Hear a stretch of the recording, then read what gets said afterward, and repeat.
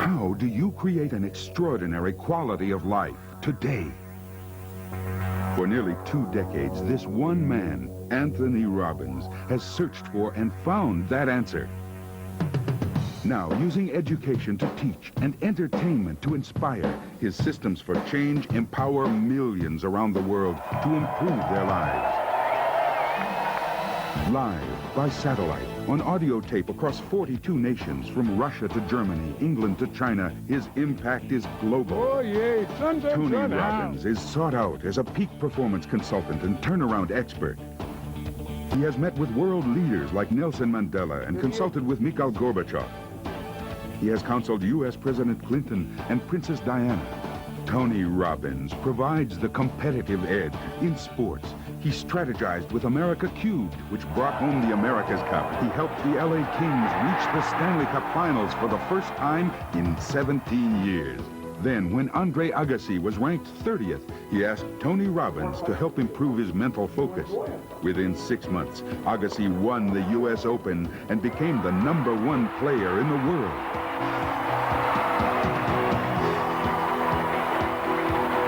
Tony Robbins has worked with people from every walk of life, from the most challenged to the most successful. From people like Quincy Jones, Pamela Lee, Bill Farley, and executives from Fortune 500 companies. From the very famous to the very special. Now, Tony Robbins can be your personal coach with his 30-day personal power system. Learn how to master your emotions. I'm happier today than I've ever been before in my life. Your physical health. I've maintained a 78-pound weight loss for 2 years. Your relationships. I'm so much in love. Your finances. From 0 in sales to $7 million in revenue. And balance your life. He's saying, here's the door, here's the key, go for it. Personal Power is the #1 best-selling personal achievement system of all time, with over 25 million educational cassettes sold. Coming up, we'll travel to the big island of Hawaii, where each year more than 1,000 people from 42 nations attend his most exclusive event, Mastery University, to learn a tool you can use to immediately improve any area of your life. Welcome to Anthony Robbins' Life Management Systems. Now let's join Tony at his beautiful island resort in Fiji. Hi, I'm Tony Robbins, and welcome to our Fijian island resort, Namale. It's a paradise here, and we're about to go on a journey together that'll include some time here in Fiji, some time in Hawaii at my Mastery University, and maybe a couple other places where I can share with you just a couple of tools that can help you increase the quality of your life. In just 45 minutes, we can't obviously give you a whole seminar because one little section is 3 or 4 hours, but I want to give you a little appetizer or two of some tools that can help you to, 1, increase the quality of your communication. Because my personal belief is it doesn't matter what your goals are, your desires, ultimately your ability to achieve them and to be happy and to be fulfilled comes down to communication. And we all communicate well when we're in an unstressed state.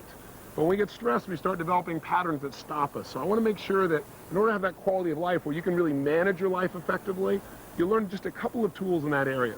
Secondly, if we're going to manage our life and really learn life management systems, we have to know our priorities. So we're going to do a little goal-setting workshop. And you may have begun a part of that if you've already gone through the audio tapes of Personal Power, which I hope you've done, because that's ideal to go through before you go through this videotape. But if you haven't, you can do it here with me on the videotape together. And I can tell you that this little process is something that's totally changed my life and an amazing number of other people. In fact, sometimes when you begin a process, you wonder, oh, is this really going to make any difference? You know, it seems so simple. But I can tell you that simple things, little things, aren't little at all if they are significant, if they're things that can shape our lives, if they can change the way we think, the way we believe, the way we act, and therefore what we experience in our lives. And that's what we're going to share with you on this tape. So again, you'll get a little peek of many different things, but I hope you'll take the time to not only watch passively, but to actively do some of the exercises. Because I can make a tape that just looks really fine, but instead I want to do something that you actually do. It's kind of like a live video workbook. So don't sit passively, do something, follow through, and I can promise you some amazing results, especially if you've really gone through Personal Power now for the 30 days. I can give you an idea. In the last week, I get to hear stories every day from people that have used Personal Power and made huge changes, or used portions of it even. In the last week, I had the privilege of visiting with a man who I met about a year ago, right after the President's State of the Union address. I kind of stayed in the background till a little after midnight, and I decided to walk up the steps of the Capitol and stand there where the President is inaugurated and just see what it felt like up there for the person who was really making a difference in our country. And in the middle of the night, I see this man running up these stairs saying, "Are you Anthony Robbins?" And I said, "Yes." And he reached up and he grabbed my hand and he shook it. And he said, "My name is Bobby Rush." He said, "You know something? I'm a congressman today because of you." I said, "You're kidding." And he said, "No." And he shared with me how he went through personal power and he changed some of his most limiting beliefs. And he said at the time, he said he knew it was valuable, but he had no idea the cumulative effect that it was going to happen for him, that he started developing a new momentum. He set some brand new goals. He made some tough decisions.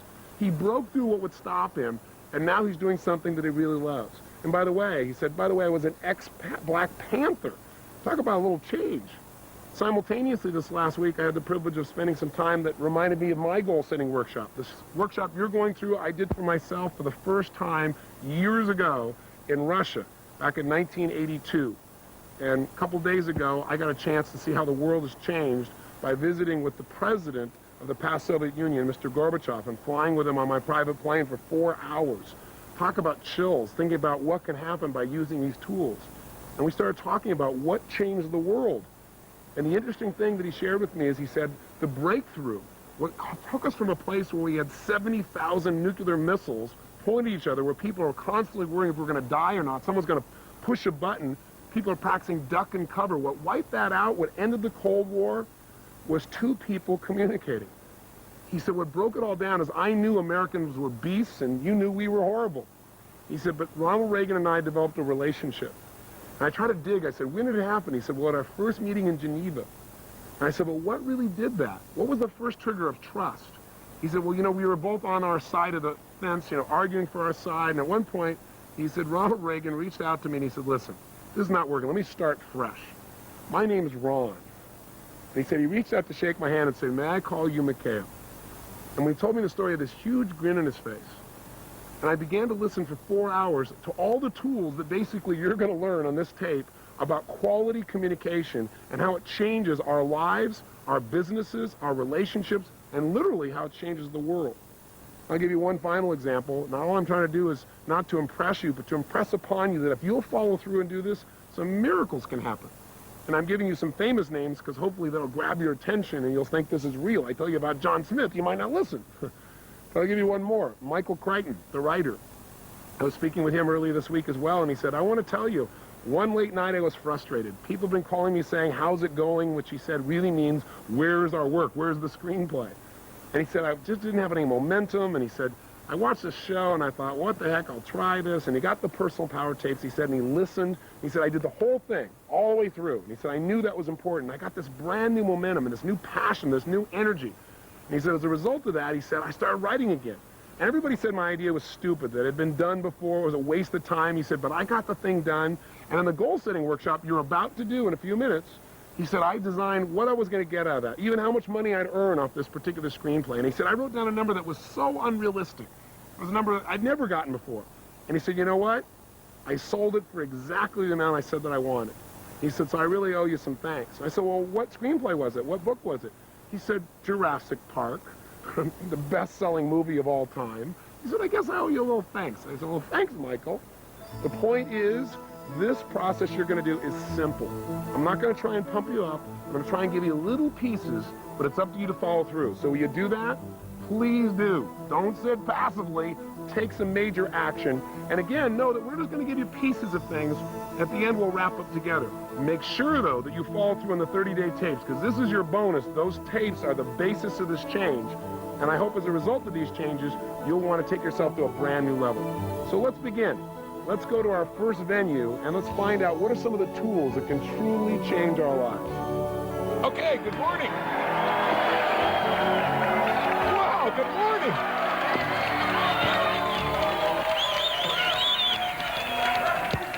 Another day, a lousy day in paradise, right? Today, we're going to do something that I'm incredibly excited about. You know, all the things we've done up until now, I know you've all felt huge transformation from. But today, when I first started thinking about it, I thought, oh, you know, this material is so important, but maybe I'll do just part of it because it can get digital. And also, we have joining us by videotape a brand new set of people who will join the 25 million people that have already been exposed to personal power. We've created Personal Power 2 now, the driving force. And in it, we're not just focused on how to achieve your goals, because as many of you know, you've become extremely successful. That's how you got here to be with me in Fiji, how you could afford to be here, both time and money-wise. But you've also learned by your own experience that that's not enough. You got to be fulfilled. So what I want to do today is show you some tools beyond what we've done here in terms of how to really be fulfilled in your values and your goals and your life, and really how to manage your life. Because how many of you found that as you become more successful, sometimes also you've gotten more stressed? Let me see your hands. Say, ah. And I can tell you that all of a sudden when I got 9 companies and 4 children and I want to write books and do television programs and now these United Artists Theaters that we do these seminars in all these cities simultaneously and come here and do programs in Fiji, all that simultaneously, while it's an incredible benefit, incredible reward, even having multiple homes, you know, a real big problem to have, right, to complain about. But all those things make a demand on your time and on your energy and your mental focus, and pretty soon, sometimes success starts feeling stressful. And you start achieving your goals and say, is this all there is? You know, why am I working so hard, you know? Like some people come here to Fiji and somebody says to them, you know, why are you working so hard? The Fijians will invariably ask people this. The guy says, well, I'm working hard because I want to make several $1 million so I can come here and lie on the beach. And the Fijian says, well, I lie on the beach here all the time. I don't have any millions of dollars, right? And when they have what they would call a quality of life, right? Well, so the person's, you know, so caught up in making a living, they aren't designing their life. I can promise you the impact will thrill you. By the way, let me tell you the other side, too. There's always 2 reasons to do things. One reason is for what you'll get. The other reason is for what you can avoid. You know, everything we do is to avoid what? Pain and to gain some pleasure, the combination of the two. So I can tell you that if you look around just in my country, and I know we've got about 7 different countries represented here, and people watching will be from countries all over the world. But in my country alone, to give you an idea, 1 out of every 2 couples who get married end up in a what?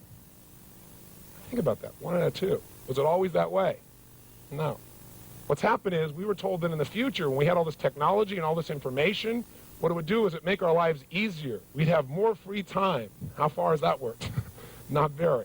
For most people, they're working harder. They're more stressed today, even though they're living in the information age when everything's supposed to be so much easier. There's something that's shifting there, and it's because we're not managing our resources effectively enough. And that's what we want to change in this process. So part of what we're going to do here is take a look at what the cost is also if you don't do it and what you can gain. We in our country, to give you an idea, in America also have a situation we got 60 to 70% of the people who are overweight, depending on whose poll you read. Now, how is that possible? Only one way, not managing the resources of your emotional state, of the way you eat food, of the way you move, and it costs you the quality of your life. We have 15 million people, I should say, that every year in the United States are diagnosed as clinically depressed. 15 million. Now, how could that be? Not managing the resources of your mind, your body, so you really feel good day to day. You can feel good day to day, you certainly have, but you've learned tools to do that on how to manage your state. You know, you got a situation in America where you have 5% of the world's population in the United States. We consume 50% of the world's cocaine. Think about that. All this says to me is one big giant frame. People don't know how to manage their resources. They don't know how to manage their state. They're living in a state of immense stress. This session is going to show you how to eliminate the vast majority, not all, but the vast majority of unnecessary stress in your life and put a heck of a lot more pleasure than you ever thought of before. But I think before we start, maybe what would be nice to do, since we have these people joining us by video, is let's give them a big welcome from everybody here in Fiji, from, I guess, 7 different countries. Give them a big hand here. Let's welcome them here with us.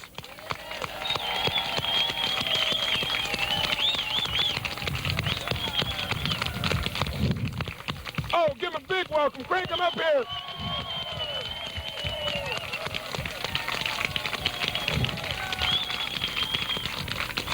So, now, for these people watching the video, or the individual watching the video, probably thinking, this group is crazy. They're all hyped up. They're all motivated. You know, what is this? They may just be watching this video for the first time. So I know most of you got here because some time ago, some of you years ago, some of you months ago, you were up real late one night, and you bought a set of tapes called Personal Power, and they've had a big impact on your life. That's why you came here to Fiji to expand it to another level and became part of Master University.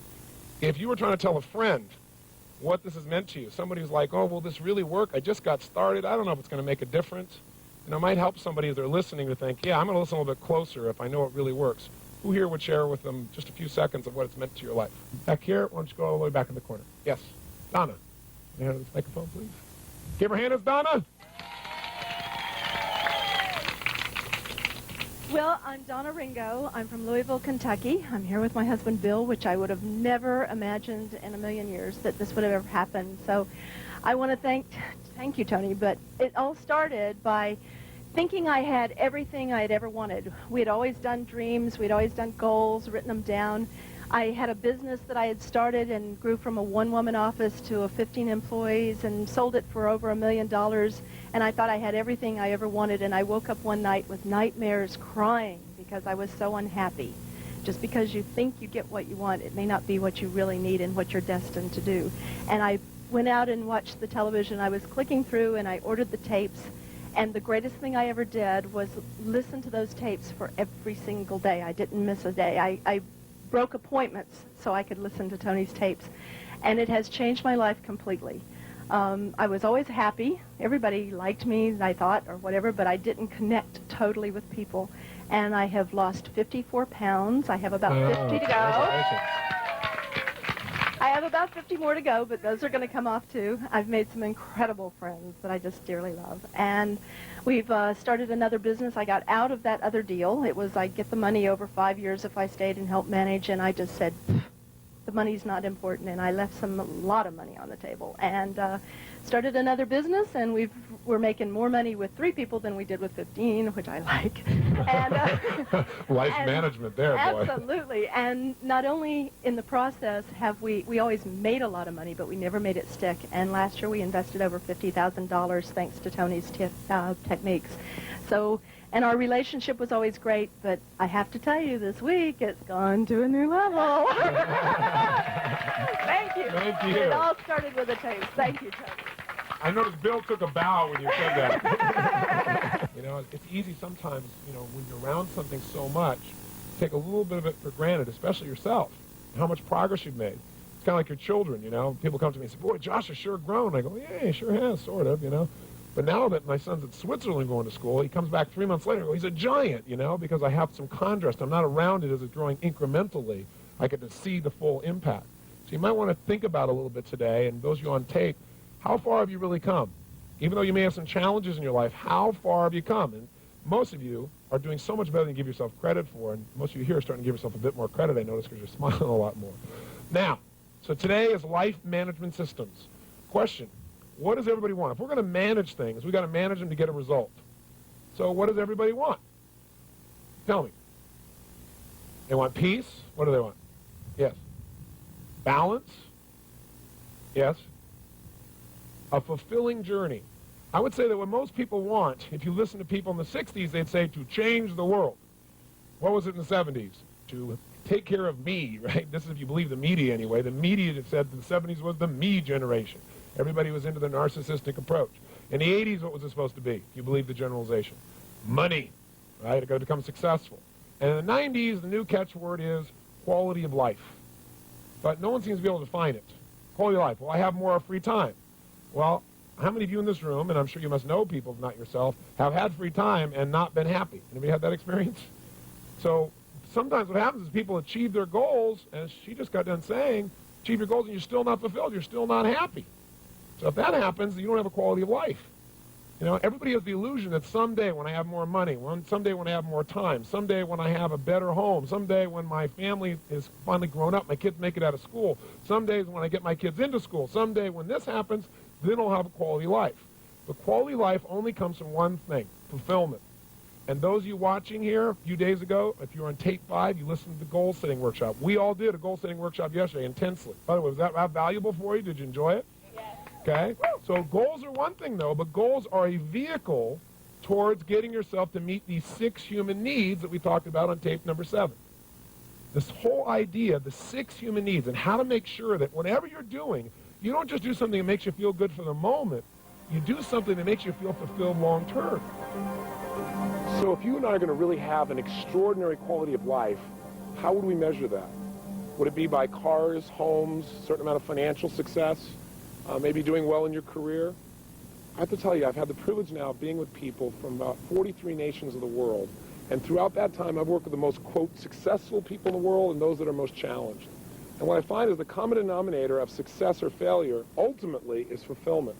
There are a lot of people out there that have everything on their side, and they're frustrated. And there are a lot of people that have every challenge you can imagine. They're excited about the passion of their life, trying to figure out how to make it work. I think ultimately a quality life is a life where you experience the emotions that you want on a regular basis.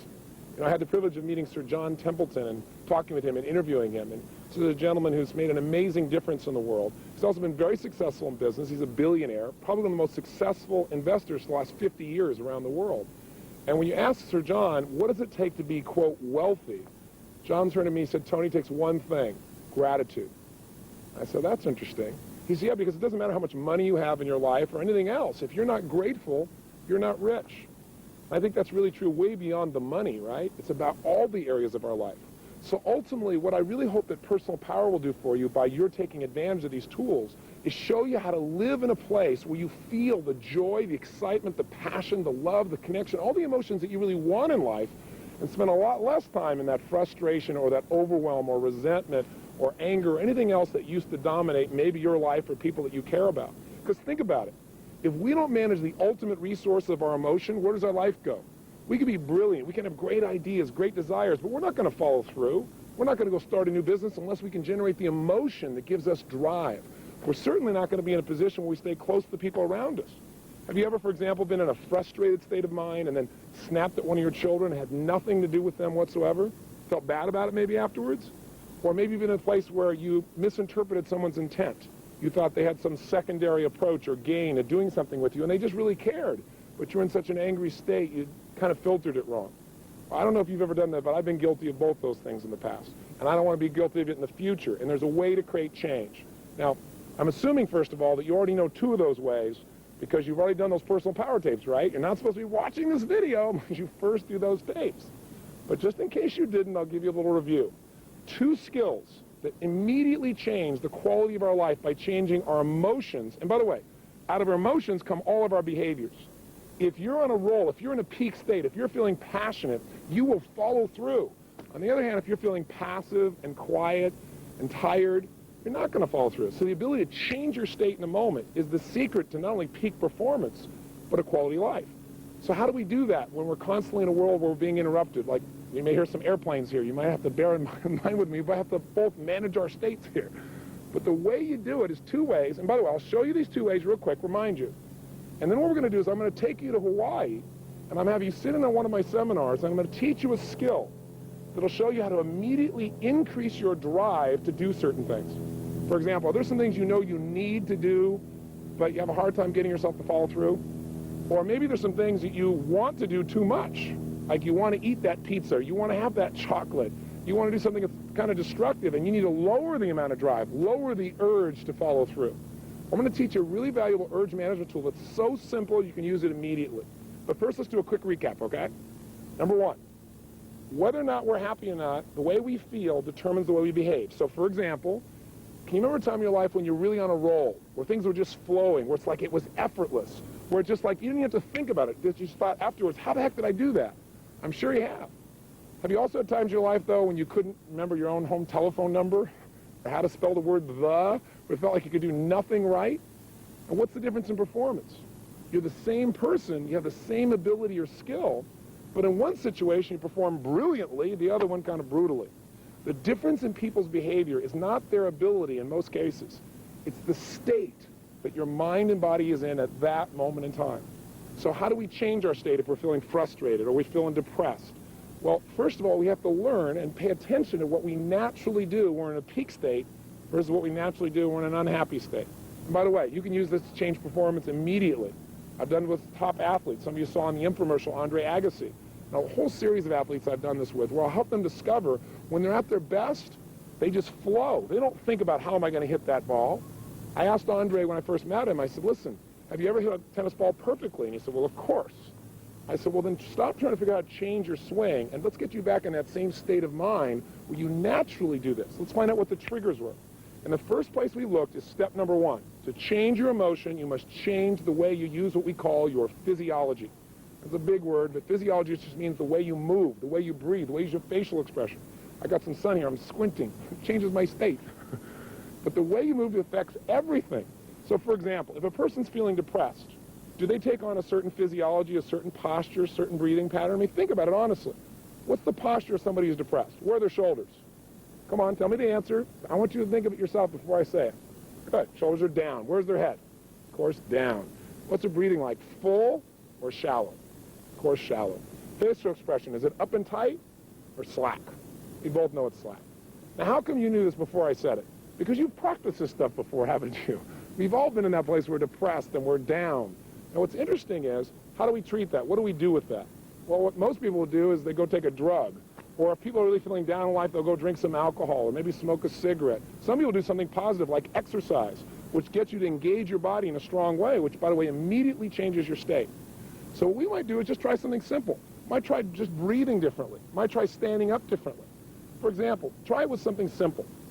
Right now in your chair, one of the challenges I have as you're sitting watching Fiji and some of this material we're sharing is you're not in a seminar. In a seminar, I help you keep yourself in a peak state.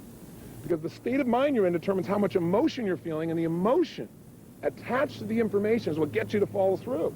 So right now, you're kind of passive. So right now, do me a favor and do you one too. Try this. If you were feeling kind of tired and bored right now, how would you be sitting? Hopefully not how you are right now listening to me. But how would you be sitting if you're bored and tired? Just try it. Come on, it's easy. Bored and tired. What happens to your shoulders? What happens to your body? What happens to your breathing? Bored and tired. Have a little frustration, that bored, tired, and frustrated. Right? Get that look on your face. Kind of right now, come on, try it. Just see what it's like in your body. See if there's actually a posture that goes with that emotion, a way of breathing, a facial expression. I think you know where it is. And if you went there real quick, that might be a sign you might want to change for the future. Now, in that state of frustration, imagine trying to design your life, trying to change your life. It's not going to happen. So now try this. Sit up in your chair right now. Come on. No one's watching. It's just you in this videotape with me. Come on. Sit up in your chair. Come on, sit up tall. Sit up like you'd be if you were really feeling unstoppable right now. Has there been a time in your life when you felt like you were on a roll? Like, man, nothing you tried would be stopped, that you'd find a way to turn it around? Sit up in your chair that way. Breathe the way you'd be breathing if right now you felt really good. Put the kind of smile on your face like you feel really excited. Now, I know this sounds third grade. Oh, yeah, what a pump up. Sit up, and that's going to really change my life. But the truth is, if you look at your life and you were to write down all the emotions you experienced in the week, both good and bad, each of those emotions has tied to it a certain way of using your body. And if you keep using your body that way over and over again, you'll keep feeling that way. So make yourself breathe and feel good. Sit up like you are ready to make something happen right now. If you're in a state of certainty you were going to achieve what you wanted, how would you be sitting up? What would be the look on your face if you were totally determined right now? Make a little gesture. What kind of gesture would you make if you felt determined right now? Come on, just try it. If you make that gesture really strong like you mean it, how does it feel? Just kind of feel what that feels like in your body. In this state of mind, are you likely to do things differently than when you're in that passive state? You and I both know the answer to that question. But the secret is to train yourself to stay in this state so it becomes natural. It's kind of like, how do you build a muscle? I want to build a strong bicep, I may lift weights. And when I lift weights, I don't just exercise. If I want this muscle to grow, I got to condition it by pushing beyond what I'm comfortable with. So if you're just watching me right now and going, who is this idiot telling me to do all this stuff? It's okay, but it won't give you a change. So you got to really exercise it, and you got to do something you're not comfortable with. And if I'm doing 10 curls with a weight, which one of those 10 do you think I want to do the least? Obviously number 10. Which one will give me the most growth?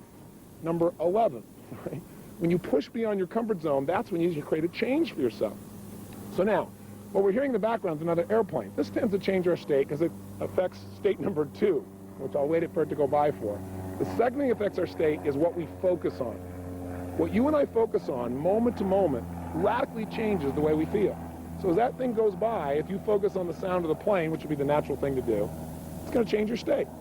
But I'll give you a better example.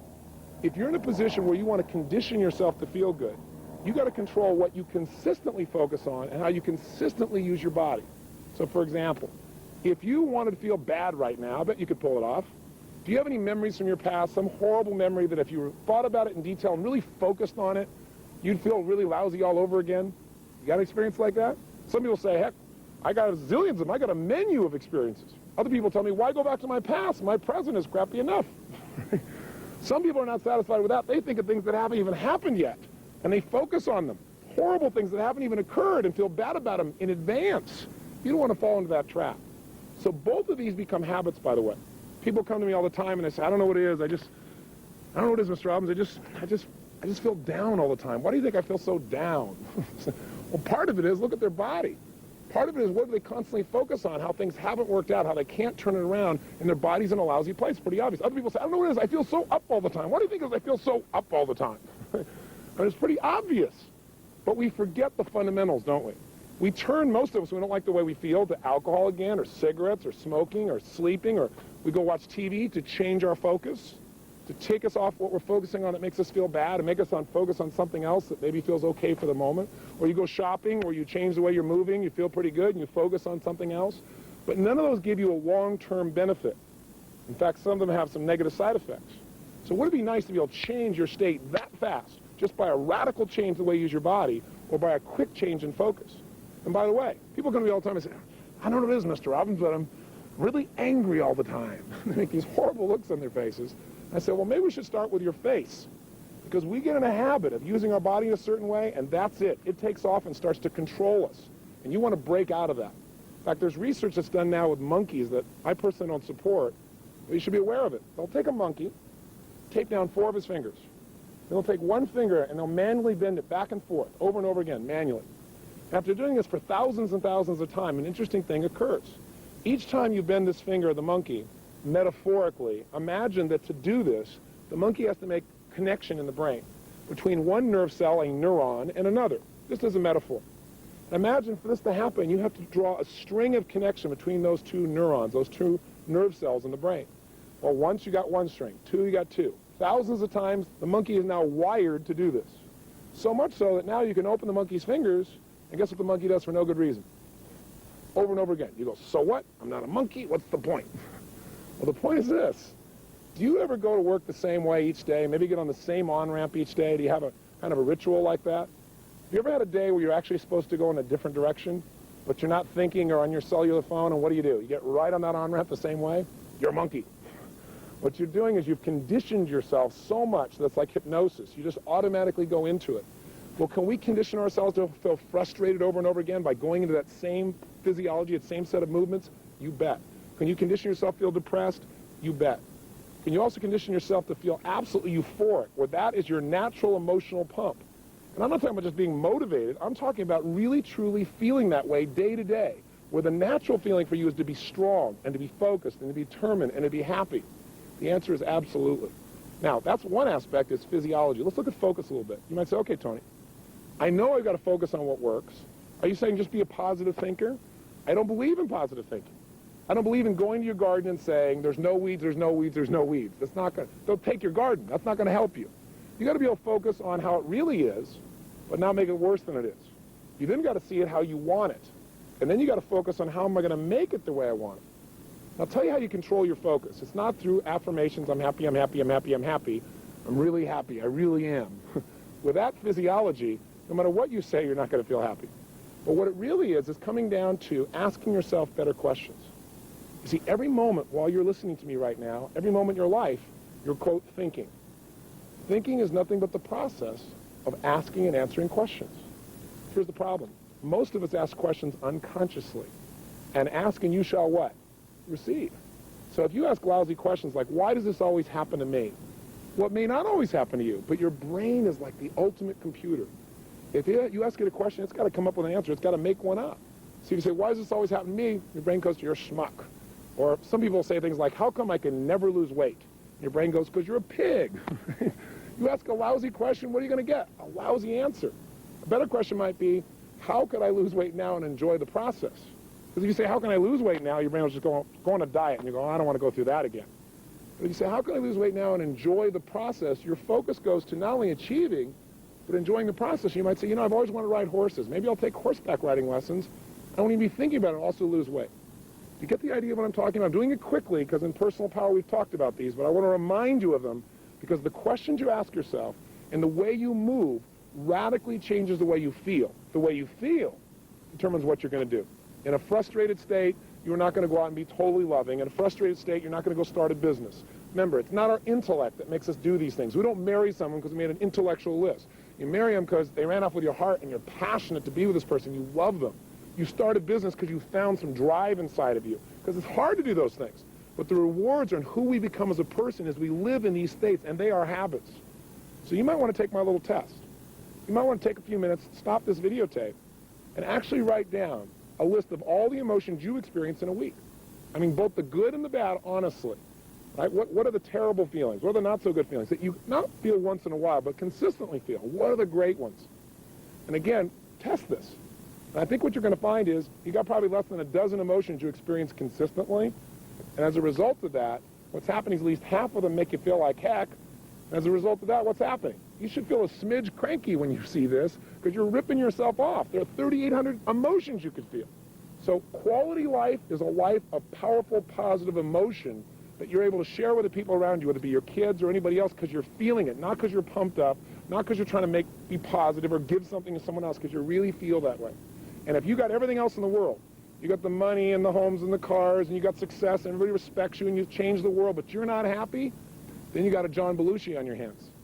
Guy that tons of people love, did what he loved in his life, and he's gone because he didn't make himself feel good. He made everybody else feel good.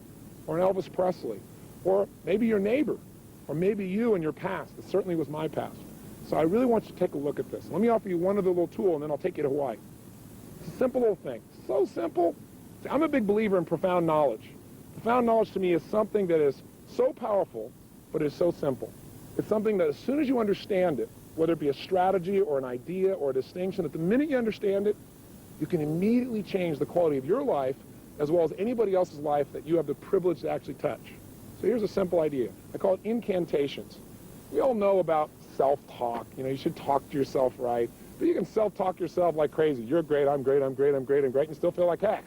So that doesn't do it. We know about affirmations. I'm happy, I'm happy, I'm happy, I'm happy. The difference between an affirmation and what I want to talk to you about is something I call incantations. The literal dictionary definition of incantations is magical words spoken forth. Now, when you speak magical words, they have an impact on you. What's the magic that takes a word into something that actually changes our life? Well, repeating it over and over again is okay, but it's emotion. I mean, think about it. That's what starts wars. That's what makes you fall in love. That's what changes your life is emotion. So we have certain phrases that we say to ourselves a lot, over and over again. But when we say them and add emotion, they literally put us in a form of almost hypnosis, kind of like incantation. Think about the times of King Arthur and the spells that used to be put on people to turn them from a frog into a prince or vice versa. Well, we use these incantations all the time. People say to me things like, you ask somebody, could you go get me the salt? In their head, they're on the way in going, I don't know where the salt is. I really don't know where it is. It's right over there to the right. I don't know where it is. You keep saying, I just don't know where it is. You open the cupboard, you really look, you keep saying, I don't know, and finally you say, I can't find the salt, amazingly. So a person comes in, they walk right next to you, reach right in front of your face, and they go, what is this? You go, the salt. Have you ever had an experience like this, honestly? Well, the salt was right in front of your face. Did you see it? Yes. How come you didn't perceive it? Because you'd literally given yourself, in psychology, what we call a scotoma, a blind spot. You'd hypnotize yourself into literally not seeing it. Now, we do this with our lives all the time. People say, I just can't do this. I just can't get myself to follow through. I can't get myself to follow through. I just can't. Why do you think I can't get myself to follow through?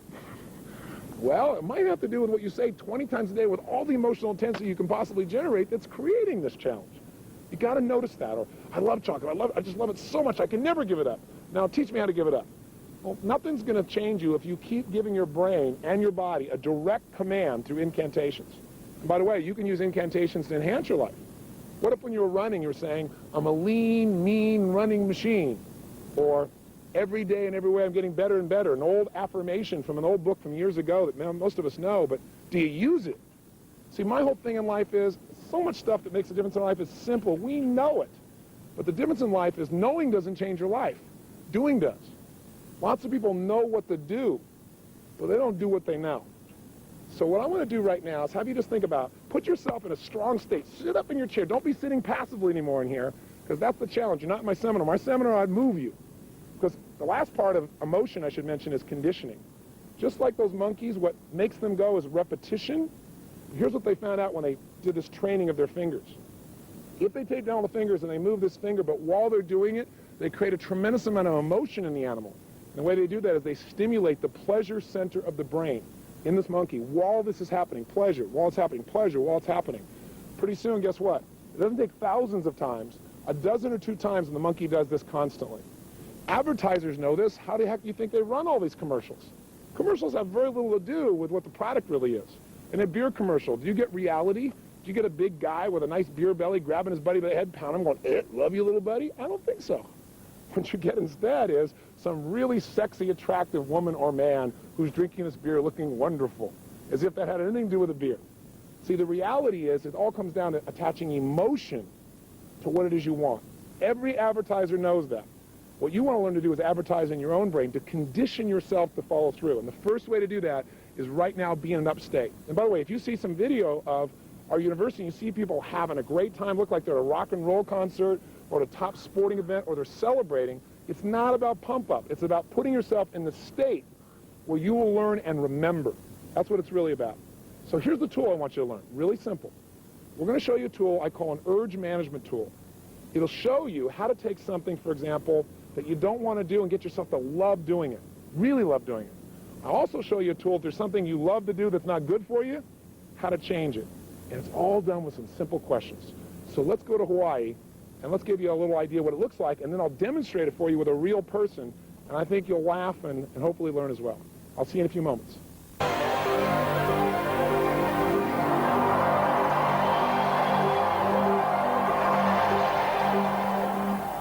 I want to give you one other little tool, and it's a tool that is so simple again.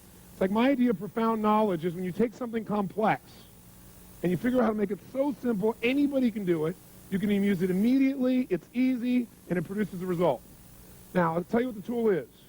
It's about how to change the quality of any experience you have in a matter of seconds. Any experience.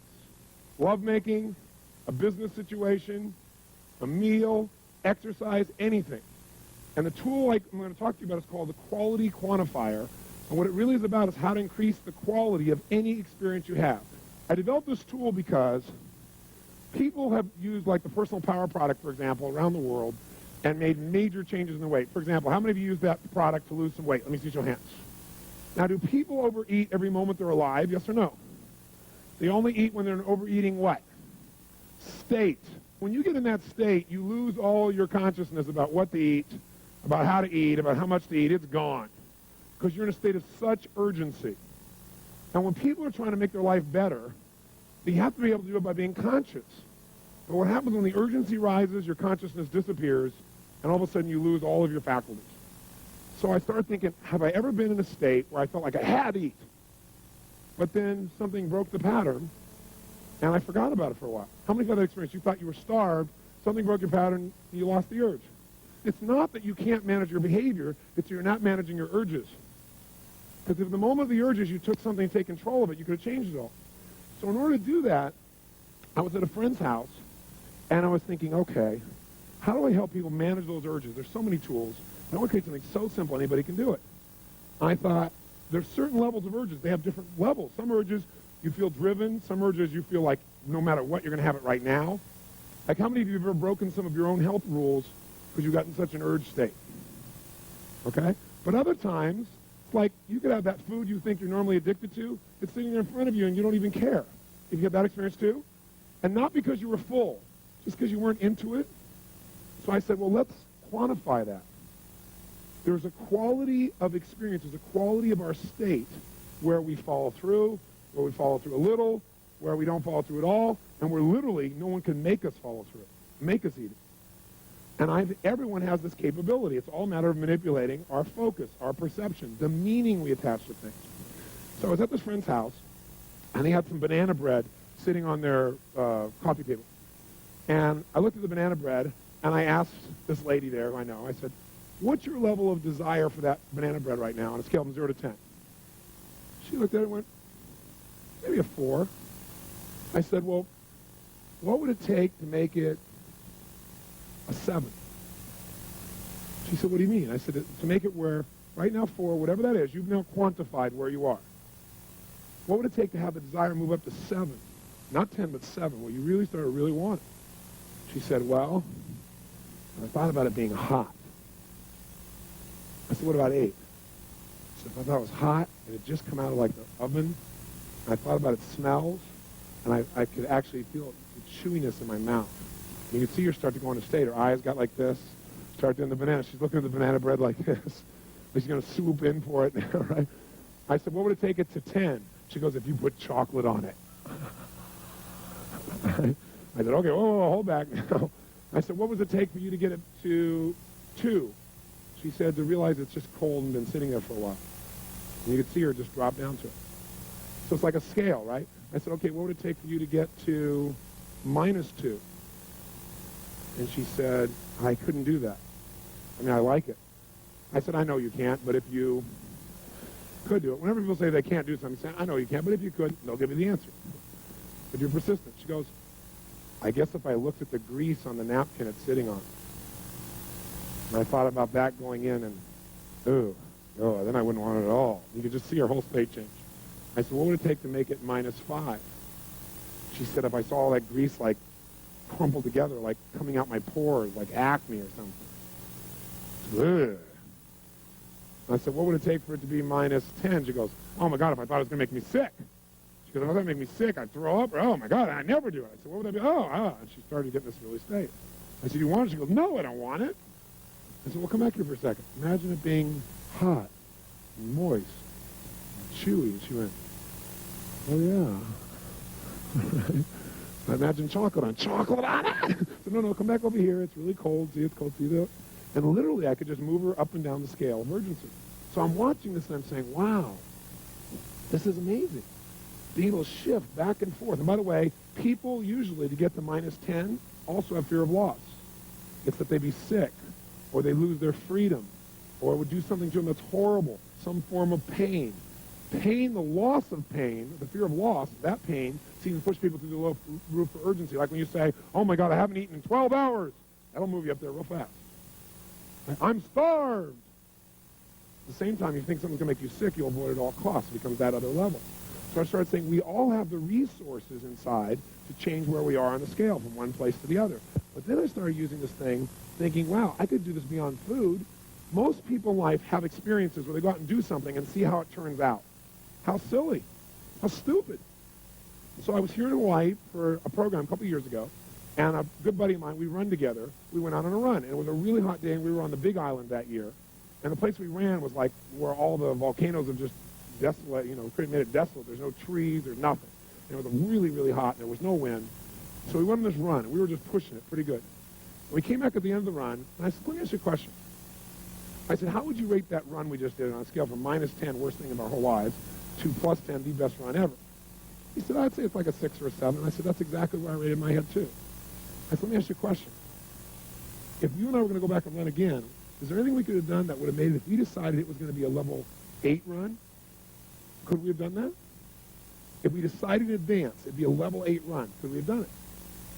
He said, yeah. I said, what conditions would we have to create in our head, or our bodies? What would you have to do to make that a level 8 run for you? He said, if we would have run like in unison as we run it, because sometimes you went ahead and I went ahead, and we went back kind of back and forth, and sometimes we're going back here and there, and sometimes we're teasing each other. But if we were running in unison, he said, that'd be an 8 for me. I said, well, that's pretty cool. I've never thought of that. Yeah.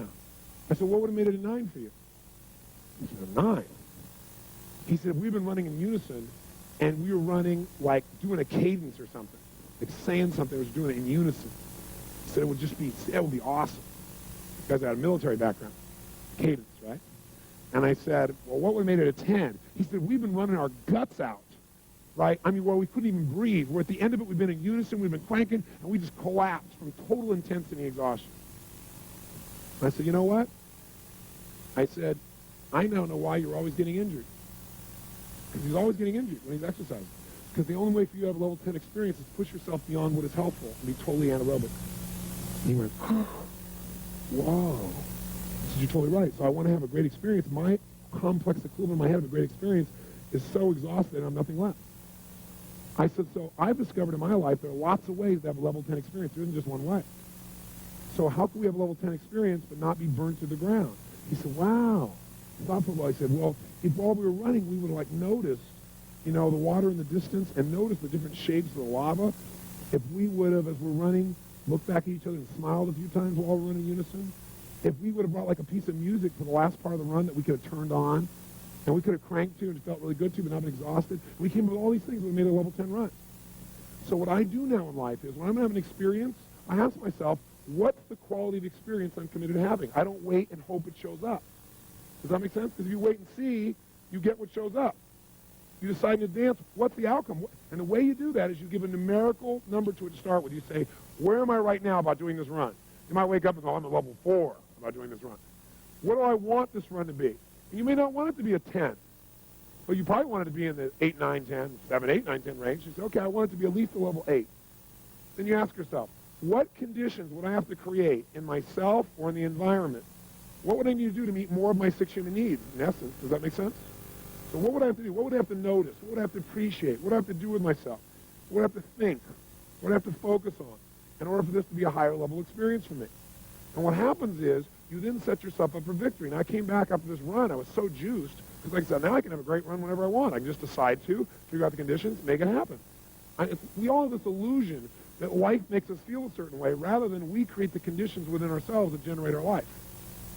So false. So what you want to do is see where are you, step 1, 0 to 10. Step 2, how do you want to feel? Describe some of those feelings. Step 3, give it a numerical number. It's going to be a level 8 experience or 9 or whatever. Step 4, what are the conditions that I can control? Not, I'll be happy if you do everything I want. And then go do that. And I'll give you an example of this also. At the same time I was there, I shared this with a group about my run with my buddy. And this one man raised his hand. He said, but running for me is a -10 experience. I said, why? He said, because I'll die of a heart attack. I said, have you died in a heart attack in the past? Is that how you know? He said, no, but I was running one time. My heart started beating out of me. I said, well, how long ago was that? He said, it was 10 years ago. I said, well, are you in better shape, worse shape? What does your doctor say? He said, oh, my doctor says I'm in really, really great shape, but I can never run again because I know what that means. I said, well, great. Tell me what it means. And so he told me what it was at -10. I said, what if it was only -3? I didn't go to +10. That's too big a jump. Do you follow me? One of the big things is you go, I'm going to have a level 10 experience, and you don't even know how to do a 4 yet. So you got to go from, like, wherever you are at 1 or 2 and go to 4, and then go to 6, and then go to 8, and move your way up. I didn't take him to 10. I said, now, as long as you know you're healthy, and you're running in a way that does not tax your heart, you're being totally aerobic, you're going to walk if necessary, you're wearing a heart monitor the whole time. I said, could you do that? He said, yes. He was looking forward to it. He came back the next day. I said, what was your level of run? He said, I got to tell you, it didn't work. Everybody looked, and he said, I had a level 16 run. So I want to show you how to do this in kind of a fun way. Let's take pizza. I think that'll be an easy example. It's a fun example. Who here is absolutely, totally, completely addicted to pizza? You could swallow 2 or 3 of them right now. Nothing could stop you from pizza. That's how much you want it. A total addiction to pizza. If you have that addiction, stand up so I can see it. All right, hold it. All right, how about this gentleman right here? Come on down, sir. Give him a hand. Come on down. This is Bill. Give him a hand. It's Bill.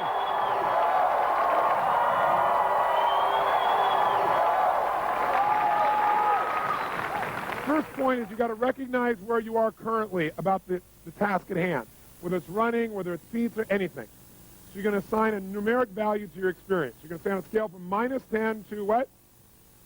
+10, where are you? So we'll say to you, on a scale, Bill, from -10 to +10, where are you around eating pizza? +10. Is it just +10 or is it above +10? +12. +12. Is that about accurate? Yeah. +12. Okay? So then, most people never decide in advance the level of quality, pleasure, joy, excitement, or even pain that they're committed to experiencing to a given task in advance. So the second step is to consciously describe what feelings you want to experience while doing a particular activity. The third step is to decide and quantify. You say, I'm going to give it this quality, I'm going to make it a level 10 experience, 9, whatever. The fourth step to the right here is you're going to ask yourself the question, what conditions must I create inside myself or the environment in order to experience this at level of quality, at level whatever? Okay? What do I need to focus on, appreciate, what do I need to do with the task in order to change how I feel about it? What we'll do here with Bill is we will ask him where he is, and we'll get him to move things for us and tell us what he has to do to change it on the scale. So, Bill, if you imagine this is our scale from -10 to +12. We'll have to add 2 more here for Bill. Okay, so +12. What I'm going to do is I'm going to put the pizza in front of him, and he'll describe for us a little bit what are some of the qualities that he needs. So, Bill, here is a pizza, sausage pizza. Well, first off, I don't eat sausage or pepperoni. You don't eat sausage or pepperoni? I love the cheese and the other aspects of pizza. Cheese pizza.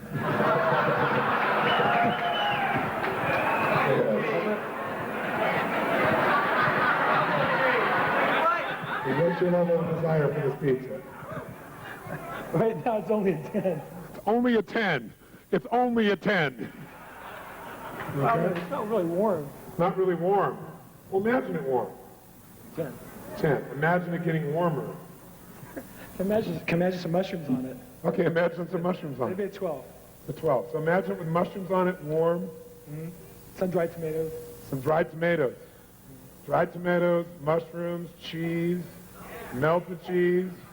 Look, dripping with cheese. Dripping with cheese. Extra cheese. What kind of cheese? Extra cheese. Extra cheese.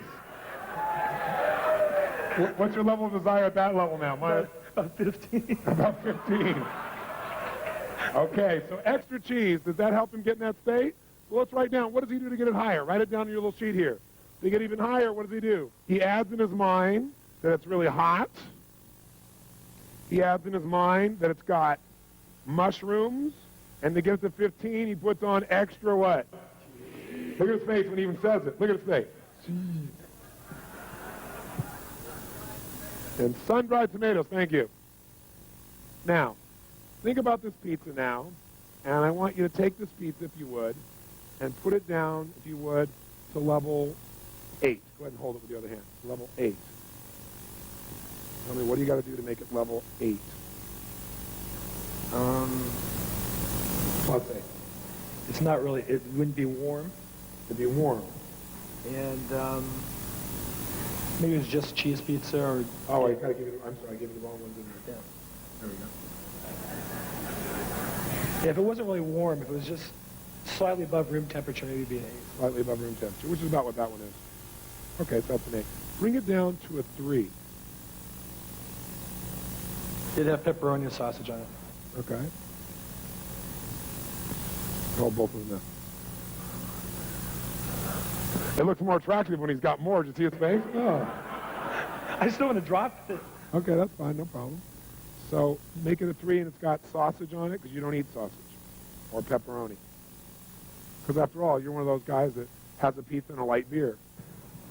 I don't drink beer either. Oh, okay, you don't drink beer either. Do you have a soft drink? Diet Coke.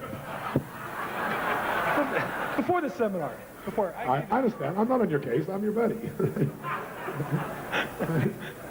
But isn't that what we all do? It's not just him. Yeah, give me a big extra cheese pizza and a light Coke.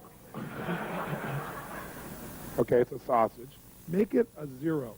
Where you should be noticing is not just what he says. Do you see the change in his head? Do you see the change in his breathing? Or his facial expressions? Is he in the same state? Yes or no? Is he even close? Where is it now, 0 to 10? 0. So 0 is it's been sitting out for an hour. Make it -3. It's pepperoni and sausage, and it's been sitting out for an hour, and the grease is kind of coming out of the meat. The grease is coming out of the meat. Can you picture that? Mm-hmm. Can you see that? Yeah. Yeah. And what if it was a cheese pizza, but it's still -3? And it had also mushrooms on it, and it also had extra cheese, but it's still -3. And it even had tomatoes, sun-dried tomatoes, but it's -3. How do you do that? It's been sitting out for a while, How long? a couple hours. How do you know when you look at it? It's kind of glazed over. I guess the sugars come out from the cheese on top. It's kind of glazed over, maybe hard. Getting hard, the sugar is glazed over on top. Anything else that makes it a -3? Well, that'd be it. Okay, make it a -7.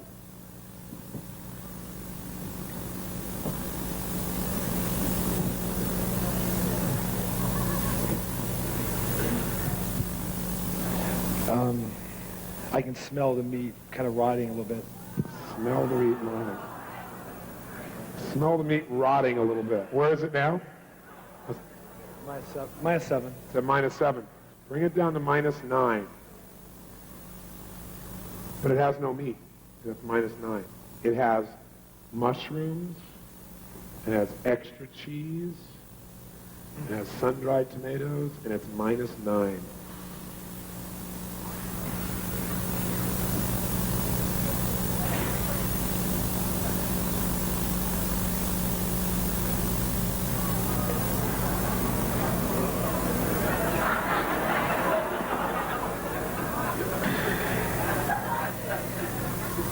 kind of fighting the urge because I'd be smelling the rancid smell of cheese in my stomach. Okay, go ahead and do that. Well, I don't want to throw up here. But I mean, I would get that urge. You'll get the urge, but I won't let you throw up.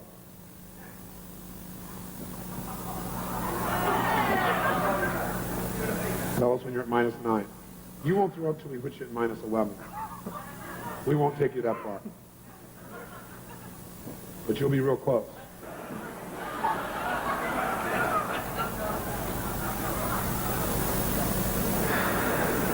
Tell us where you are now.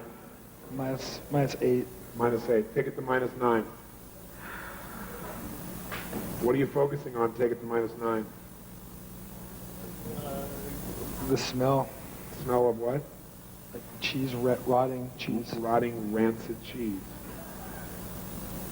Can you see what it looks like, too? And smell it? I couldn't even look at it. Can't even look at it. Go ahead and look at it while you say that. Look at it. Think pizza. That's it. Just look at it. Think pizza. Tell me when you're at -9.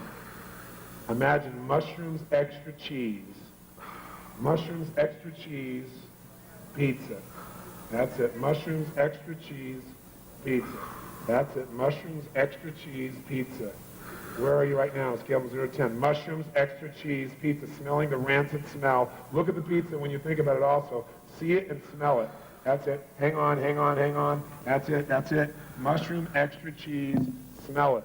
Smell the rancid smell. That's it. Smell the rancid smell. That's it. Smell it. Smell it. There it is. Smell the cheese. You can smell it. That's it. Smell the extra cheese. That's it. Smell it. Extra cheese. I'd like some extra rancid cheese. Where are you? 0 to 10, right? -10 right now. -9, -9, -10. Don't go to -11. Don't go to -11. Okay.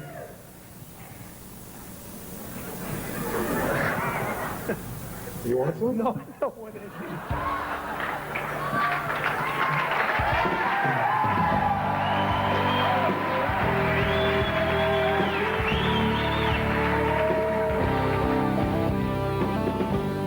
So does that look like a fun and hopefully valuable tool? I know it's deceivingly simple, so you might say, well, I don't know if that's really going to change the way I really feel, or maybe it'll change the way I feel for the moment, but it's not going to last. In fact, Lisa Gibbons, who was the person who interviewed me in the infomercial that you saw before you got these tapes, she was at that program, and afterwards she came up to me and she said, how did you know he was going to change so fast? I said, because everybody does.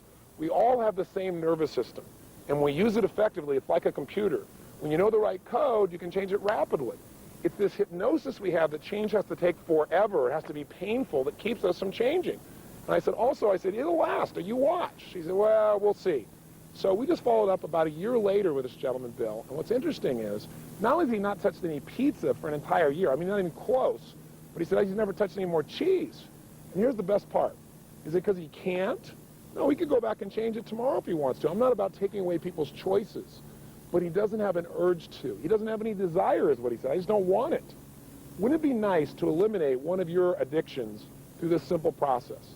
Now, it's true if you are, like, say, loving chocolate, and you keep saying, I love chocolate, I just love it, I love it, I love it, I love it, I love it, and you give yourself this incantation, remember that? Or with all this emotional intensity, you talk about how much you love it all the time, and then you go to do this to change, highly unlikely it's going to last because you're going to be giving your brain a different message. So you have to make sure that you control your internal dialogue by creating a new incantation that supports you, and you have to make this adjustment. So I want you now to do this so you see that it really works. You can do it with food, you can do it with something that you're doing right now that's not so good, and figure out, okay, if right now my level of desire for this food is at a 9, and I don't want to eat this food or this alcohol or this whatever, how would I lower it? And don't try and go from 9 to 0. It might be too big a jump. Let's say, well, what would it take for me to only like it enough that I consider it on a 0 to 10 scale to be a 7 or a 6? And really think about it. And by the way, the state you're in when you're asking these questions makes a big difference. If you're sitting passively going, well, what would it take for me to feel like a 7? Your brain won't have the answer. You got to ask a question where you're telling your brain, I expect the answer. You got to have certainty when you ask a question that you're going to get the answer. If you don't have certainty, it won't work. So put yourself in a peak state and then say, okay, now what would it take for me to have this be like a 3? A 0, and write it down, and you'll find a little chart that's enclosed with this videotape that can help you track it. What about a -2? What about a -6? And what you'll find is exactly how to increase your desire, or decrease your desire, I should say, or increase it if you want to. And by the way, what is this really about? quality of life. We talked about setting goals for quality of life. Here's what I want you to do. I want you not just set a goal for the quality of your life. I want you to decide and make it happen. And the way you do that is if I'm going to go on a run here on the beach, I don't want to just go for the run and see what shows up and whether I enjoy it or not. I want to decide in advance what the quality of that run is going to be for me. So if you want to take something that already feels okay or you're not inspired to do and you want to increase its intensity of enjoyment, you've got to say, okay, where am I right now about going on this run on the beach? 0 to 10. Well, I'm about a 6.5 or 7. Okay, well, what would it take for me to be at an 8.5? I don't know. As soon as you say I don't know, say, I know I don't, but if I did, what would it be? Kind of change your state, you'll get the answer if you keep asking. So you're going to say, well, if I were to notice what a beautiful day it is, well, what would bring it to a 9? Well, maybe if I brought some music with me, or if I listened to one of those Tony Robbins tapes, or something better, right? Something that puts you in a good state, so maybe I feel like I'm learning while I'm running. Well, maybe I could get it to a 9.5 by doing an incantation as I'm running. I'm a lean, mean running machine. Or as I'm running, all I need is within me now. All I need is within me now. All I need is within me now, with tremendous energy and emotion. Right? If you do that over and over again, how's that going to feel? You know? All I need is an airplane to go away so I can finish this tape. Whatever it is, you want to be saying it again and again while you're running, so you're literally programming yourself. That might bring you to a 9.5. Maybe you go run with a friend, that brings it to a 10. The point is really simple. Don't settle for whatever life gives you. You determine the quality of your life. And the way you do it is ask this question. If I'm at level 7 now, what conditions? First of all, what's the level I want to have? Maybe you don't want a level 10 run. Maybe I want it to be a 9 or an 8. What conditions must I create inside myself for that to be a level 9 run? What conditions? What do I have to notice? What do I need to appreciate? What do I need to believe or experience in order to really do that? What do I need to add to the experience? What do I need to think about? What do I need to listen to? And if you'll ask that question, you'll get the answer. So I know I've dumped a lot on you in this tiny little tape and kind of jumped you all over the world here. But my goal here is really to get you to do the 30-day tapes. I'm not, in this little videotape, going to get you to follow through all these things, but those tapes will allow you to do a little bit each day where it's not invasive on your life. And if you'll just do the little exercise at the end of it for 30 days, I promise you, radical changes. There's a reason why there's 25 million of these tapes out there and so many people from every walk of life that have gotten results. Because it's a way of conditioning and creating lasting change. So please, go do those tapes, and if you're done, then I'm sure you've already got a great story to tell me. So when this tape's over, make sure you do this exercise. Don't say, well, that was kind of interesting. Stand up and do it. In fact, before I leave you, stand up. Come on, get up off the chair. Stand up just for a second. Come on, stand up. And as you're standing up right now, try something real fast. Stand the way you stand when you're not sure what to do, when you're feeling kind of uncertain. In fact, if you want to try something right now, think about something that you'd like to have happen, a goal or desire. And right now, stand the way you stand when you hope it works out. Come on, try it. How do you stand when you hope? Where are your shoulders when you kind of hope so? Sure hope it works out. I hope this darn tape program makes a difference in my life. Sure hope so. You know? How do your shoulders look? What's your breathing like when you're uncertain? You don't really know. Where's the weight in your body? Where do your hands tend to go? Say something in uncertain tone. There's nobody around. It's just you and me on tape. Go ahead, try it. Yeah, I hope so. Hope. What does that feel like? Is your voice loud or quiet? Slow or fast? Shoulders, hands, where do they go? How does it feel about your ability right now to actually achieve this goal? Probably not very great. When you think about it, maybe you think about it working and also not working. Now try this. What if you were worried? What would you do? Try and be worried a second. What do you do? Maybe tense up a little bit? Get out of that. Put yourself in a state of certainty right now. How would you stand if you were absolutely determined that your goal would become a reality? That you were going to use this to truly change your life? Come on, if you're not standing up by now, please stand up. Right? Stand up. Feel strong. How do you stand when you are totally determined to make something happen? If you knew beyond a shadow of a doubt, you have decided this will be, and therefore it will be. If you didn't even know how you're going to do it, but you just decided you were going to find a way or make a way. Have you ever been in that place where you felt like you're in a role, where you felt like that nothing was going to stop you? Even if you haven't, stand that way now. Who do you know who's unstoppable? Stand like that. Pick some movie character, an Arnold Schwarzenegger or somebody outrageous, somebody, and be in that state. Because remember, when you change your posture, when you change your breathing, most importantly, when you change the way you move, emotion is created by motion. The tempo at which you say something will change you. So right now out loud, in a state of certainty, say anything out loud about your goal. I will achieve it. I will make this happen. Whatever you want to say, but try it right now. And that state of certainty, do it now. Come on. In that state of certainty, right now, feel how good that feels. And in that state, I'd like to ask you to take some action. And the action is, do this exercise immediately. So either pick something you want to lower your emotion for, or pick something you want to enjoy more and change it right now. When you go turn this off, take action. If you do, I'll know you'll have some nice results to tell me as well. And I hope, after you finish these 30-day tapes, you'll write me a personal note about what's happened in your life. That's what I do this for the most. That's what juices me. I'd love to hear the story of your success and your enjoyment. And also, I hope I get a chance to see you in person. I gave you a $100 discount to come to one of my seminars because I hope you'll come take advantage of that. There's nothing like being in the environment where you get personal live coaching to get something done. And if you join me at Master University, you won't just get mine, but you have people like Norman Schwarzkopf teaching you leadership, and people like Peter Lynch, who's taught in the past for us finance, and people like John Gray to show you how to make your relationships work. So if you're interested in that, please look in the back of your book or call us with the number at the end of the show. But I just want to say to you that I hope this is not the end but the beginning of our relationship. But regardless, what I wish for you the most is a quality of life that is extraordinary. And that's done by you deciding to make it that way and using the God-given talents that you and I already have. So create an extraordinary life, enjoy yourself, take care of yourself and your family, make a difference in the world, and most importantly, live with passion. God bless. I hope to see you soon.